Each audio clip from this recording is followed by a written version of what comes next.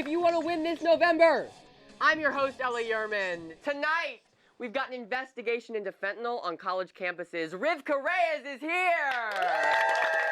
And a look at the Supreme Court case threatening to uphold anti-trans legislation across the country. Bummer. But also, don't forget, not only are we hosting a live taping at the Bell House on November 12th, tickets down below, but we will also be here, live, on YouTube on election night. And we're inviting a bunch of our friends, one guest for every state. So 12 guests. So tune in on November 5th. But I'm getting ahead of myself. When asked about providing gender-affirming care to trans people, Kamala Harris said, "I will follow the law." Phew! Good thing there are no anti-trans laws in this country. JP Morgan CEO Jamie Dimon is quietly backing Kamala Harris, but wants to keep it private, which is going really well, considering I'm talking about it right now. Former Abercrombie & Fitch CEO Mike Jeffries has been arrested for running an international sex trafficking ring. In other news, your mom, who'd never enter the store because it was loud, dark, and smelly, is back on her high horse. Juul users are getting thousands from a class action settlement. Finally, they have the funds to chase their true passion, more Juul. Lead pipes will be phased out of homes across the country. So now, if you're hurt by a lead pipe, it'll be because you've upset the mob. But, to be fair, why were you on Staten Island anyway? 2 grads with divorced parents are suing 40 private universities, claiming they had to pay more in tuition. The universities responded, "God damn it, can you please let us discriminate against someone?" According to a new poll, Trump is leading among Arab Americans. "Guess I'd better move further to the right," said Harris. And then someone told her about the poll.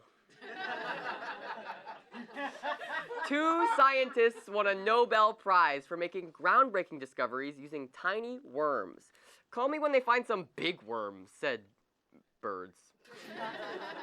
According to a CDC survey, about 3% of U.S. high school students identify as transgender, while the other 97% identify as she, they. I mean, cis. I mean, sorry.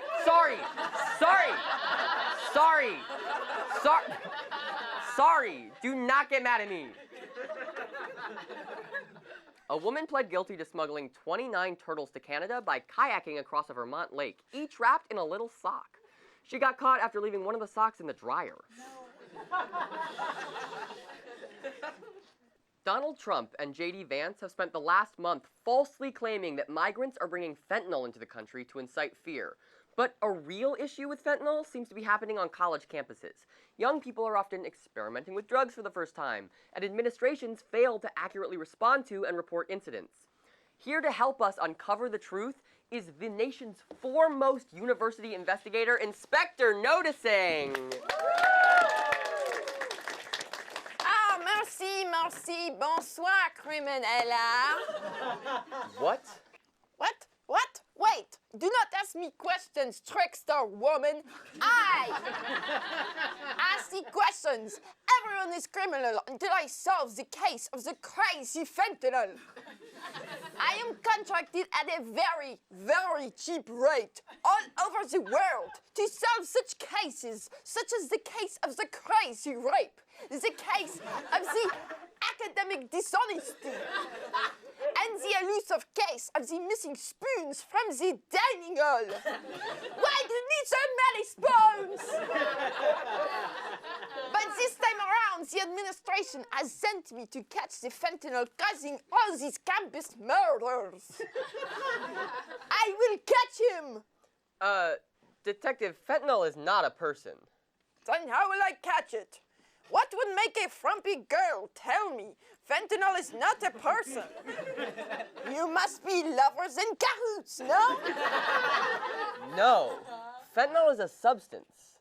Oui, but of course. Fentanyl, a substance so small, yet so powerful, it could render even the strongest of men as helpless as a butter knife in a crazy gunfight. Where someone brought a credible knife. Fentanyl, a terrible sneaky party guest, like the guy making even the host dog uncomfortable. It will not leave until it has ravaged all the victims. Yeah. Everyone here can be a suspect. You, and probably not you. You look so innocent. But you, Yurman, college student or not, something is fishy. I swear to God, I'm not involved with fentanyl. The only drugs I use are vape pens, or the ones with child locks on them that I need someone else to open for me. You think you are smarter than me? I mean, I didn't say that. Then do not interrupt me when I'm on the trail. I read that synthetic opioids like fentanyl were involved in nearly 70% of overdose deaths last year. And the number of adolescent overdoses more than doubled between 2019 and 2021. Not because of drug use increased, but because deadly counterfeit drugs flooding the market. Like Xanax here, bad Adderall there. I hate when a crook get away in disguise. I must find these deadly drugs and destroy them. But the spike in fentanyl deaths, especially on college campuses, could point to administrative negligence. Most colleges don't take the basic steps necessary to prevent overdoses, like expanding access to naloxone. Suspicious. In France, we call this a notepad. I am taking notes, go on. If a student dies from an overdose, medical privacy often keeps the cause of death hidden from the campus community. And when a student survives an overdose, it often goes unreported, so we don't even know the true extent of the problem. I knew this. I was just making sure that you knew this as well. It's in my notes. Go on. Ross Panning was supposed to start his senior year at CU Boulder, but he died in his apartment after taking drugs laced with fentanyl. And then there's 19-year-old Miles Brundage, who thought he was taking Oxy. Turns out the pills had enough fentanyl to kill 3 people. We only know these stories because their families spoke up. Campus community members have been filling in the gaps, getting trained, handing out Narcan, and doing the work universities should be doing to keep students safe. That is so unfair. What the fuck? Pardon. In France, that means... I know what it means. It means nice to meet you. Well, it is sad. The colleges who have hired me are part of the problem. But, on the other hand, mystery solved. For now, but politicians in the U.S. are doing the same thing as colleges, shifting the blame to avoid taking action. The conservative media's panic about fentanyl gives people like Trump and Vance an excuse to target immigrants, while actual problems prevail. The blame game. In France, we don't do that. We have an amazing relationship with immigrants. Look, immigration officials report that nearly all fentanyl seized at the southern border is smuggled by people legally authorized to cross. Blaming migrants is a distraction from real failures, like policing, affordable housing, and addiction support. It's all very misleading. It seems that misleading, this temptress you claim not to be, wink wink, could not be working alone. There must be a Mr. Leading behind all of this. Sure, if by Mr. Leading you mean politicians using fear to avoid responsibility, maybe if you looked into that on college campuses, you'd solve the case. I see. But if I solve the case, I will be out of a job. Surely there are other cases you have to tackle. This is ordering home. My friends calling for baguettes and ratatouille. I am French. I just got off the phone. I must go back to my other gig, breaking up campus protests with a big stick. What? I will return someday, you lucky crazy girl, and God. Inspector noticing, everyone! We'll be right back. And now, here to promote abstinence as the only form of contraception, Rivka Reyes!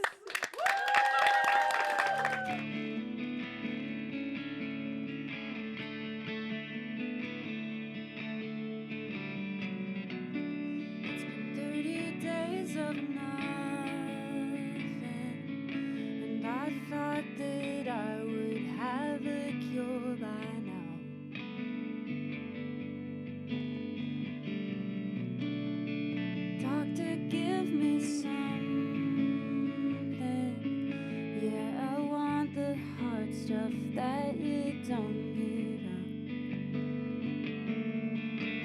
Have I just become your fool? Was it meaningless to you? But I know you felt it too.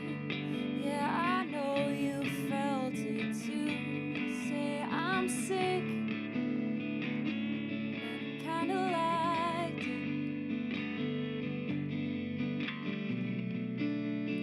Tell me just keep running, 'cause there's no such thing as days off in LA.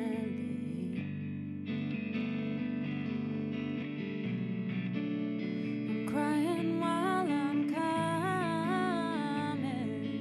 It'll all be worth it on your wedding day. Have I just become your fool? Was it meaningless to you? But I know you felt it too. Yeah, I know you felt it too. Think you're sick.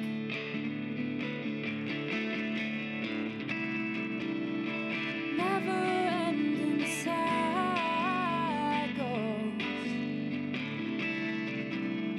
Someone check my vitals.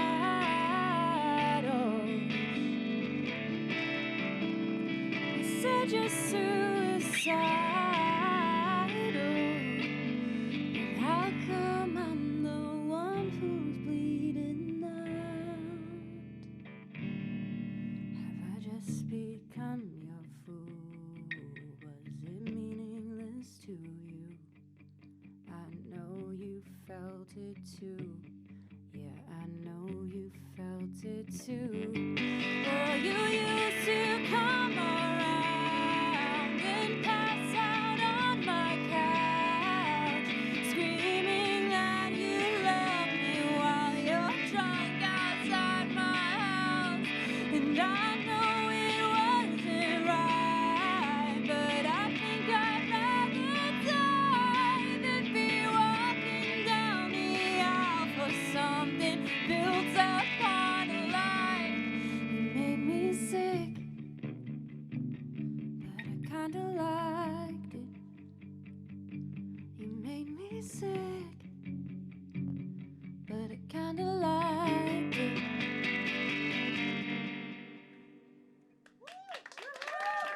Thank you so much. I'm Rivka Reyes.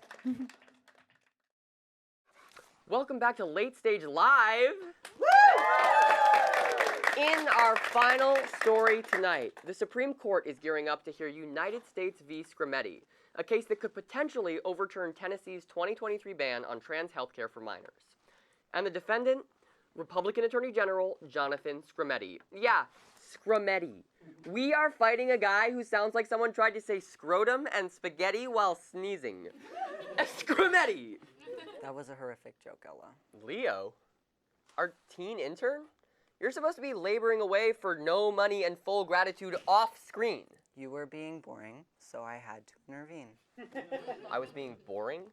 The Supreme Court this, the Supreme Court that. Who cares? Transness is so much bigger than laws. And when you engage with transness in legal or medical frameworks, even to challenge transphobia, you've already lost. The moment you enter those debates on terms of people who want to see you legislated, you surrender your right to define your own identity. And that's just kind of not interesting to me, you know? Anyways, I'm gonna go teach ChatGPT how to do whippets.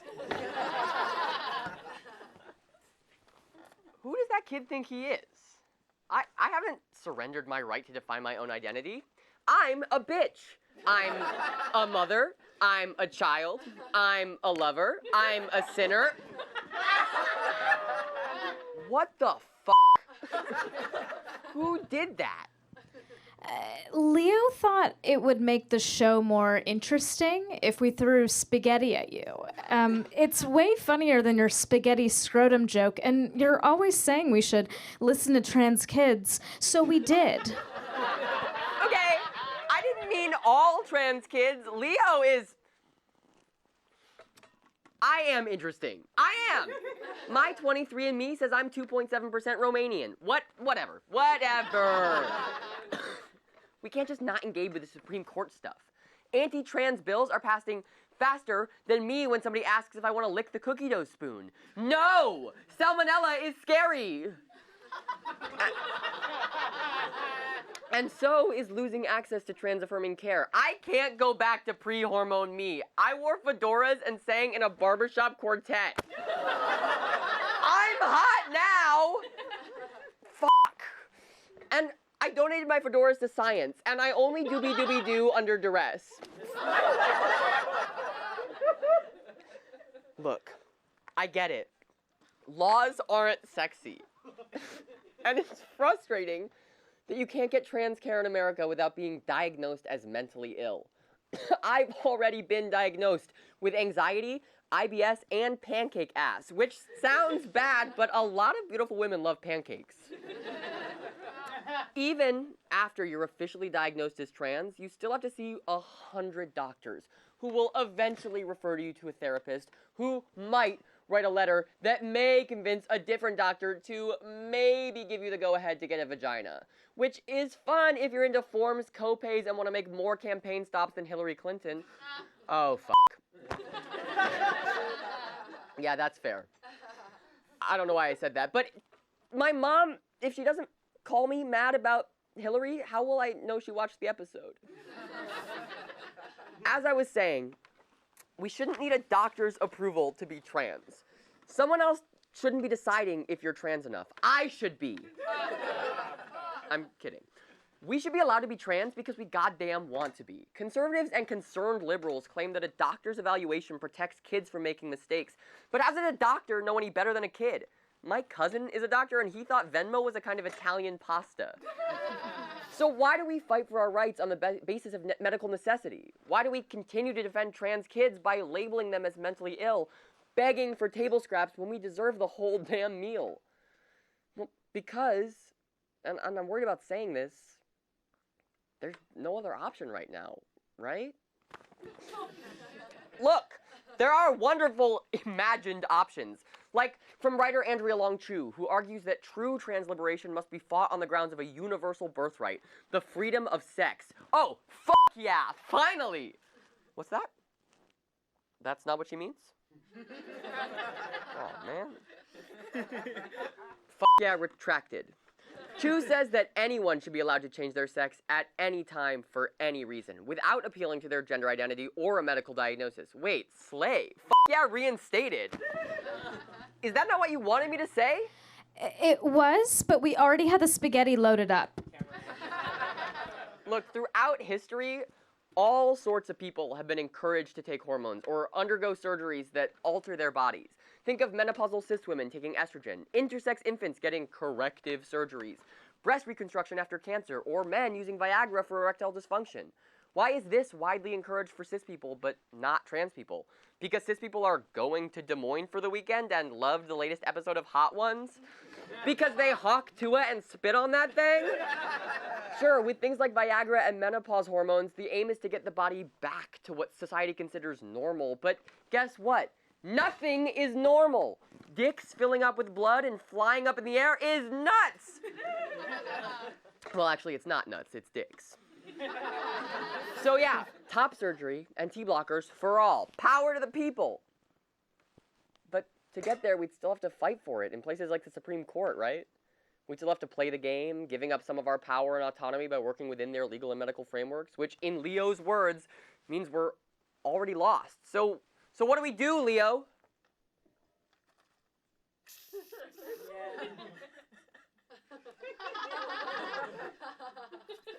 I get it. You can't dismantle the master's house using the master's tools, but you can subcutaneously inject the master's estradiol valerate using the master's syringes, right? Right?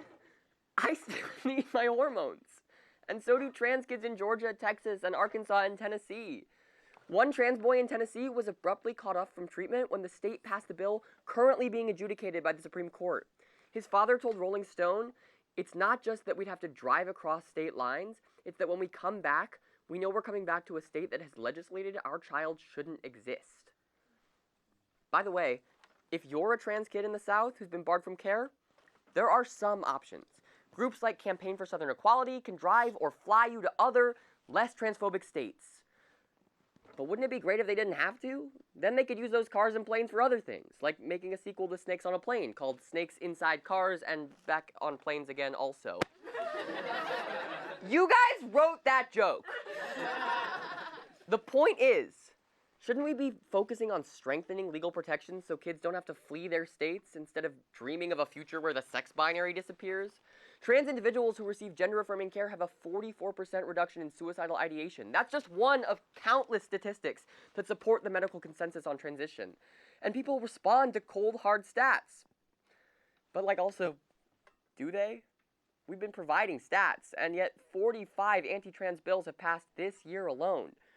45? That's more than there are current Mountain Dew flavors.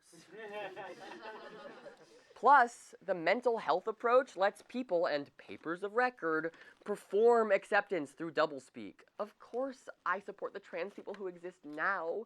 They should have rights, but I certainly don't think there should be any more of them. In an ideal world, nobody would be trans. It's a mental illness, after all.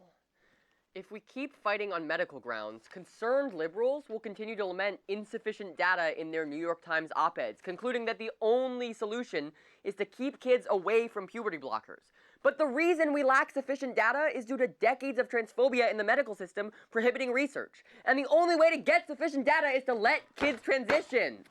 What was that for? That one was celebratory. We agree with you. Of course.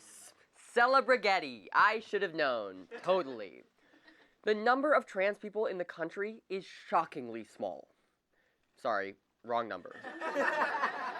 There we go. So why have we become the #1 target for every columnist and fascist? The truth is, these people don't actually care about trans issues, because most people don't. In fact, a recent poll shows that 77% of Americans believe politicians use the trans debate to distract from real problems. Judith Butler describes gender ideology as a phantasm, a symbolic enemy politicians blame instead of addressing real issues. It's like your roommate who can't wash the dishes because Pluto is no longer a planet. But these symbolic attacks have real, tangible consequences. Cases like Skrmetti push trans people into second-class citizenship, creating hostile environments that make it harder for trans kids to succeed in school or access higher education. They slash insurance coverage, forcing young trans adults to pay thousands for necessary care, and without a degree and buried in debt, many end up struggling to find jobs, facing homelessness, and being over-policed, making it nearly impossible to live freely.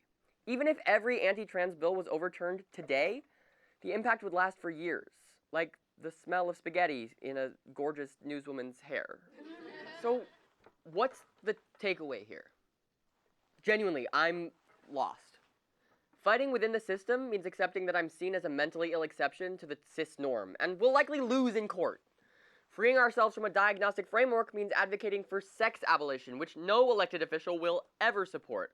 Or, I guess, third option, you sit in a dark, stuffy TV studio ranting about how the state should have no business telling us what to do with our bodies, all the while wondering if it even makes a difference at all. Do not spaghetti me right now. I cannot take it.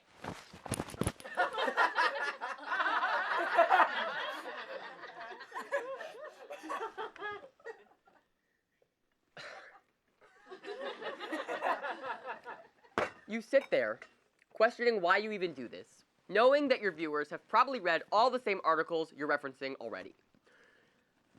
But then messages come in from young trans teens saying that you'll help them cope. And that sense of obligation keeps you writing even when you don't have the answers.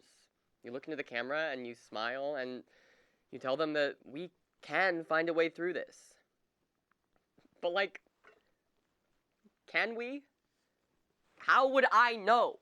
I'm just a strange woman on the internet constantly getting demonetized for saying fat too many times. Here's what I do know. Just because the state makes you play crazy to get your hormones doesn't mean you have to believe it. Trans people have been lying to cis people since the beginning of time. Ever since I was little, I always knew I was a girl and I wanted to wear my mom's dresses and play with dolls. Who is that? Who is that? I know 1 million trans people, and maybe one of them has that story. But it sounds good to cis doctors, so f it, we ball. It sucks. I get it. It's infantilizing, and it's hard not to internalize. But you can't let the lies you tell the cisgender state affect your self-concept or alienate you from other trans people. Because I also know that as state-sanctioned violence against us escalates, the people I'll rely on won't be doctors or the government. It'll be my community. Regardless of who wins next week, our focus has to be on protecting our community's material conditions. As historian Jules Gill Peterson says, the trans politics of black and brown women have been about mutual aid and abolition since the 1970s for a reason. The only way through this is together.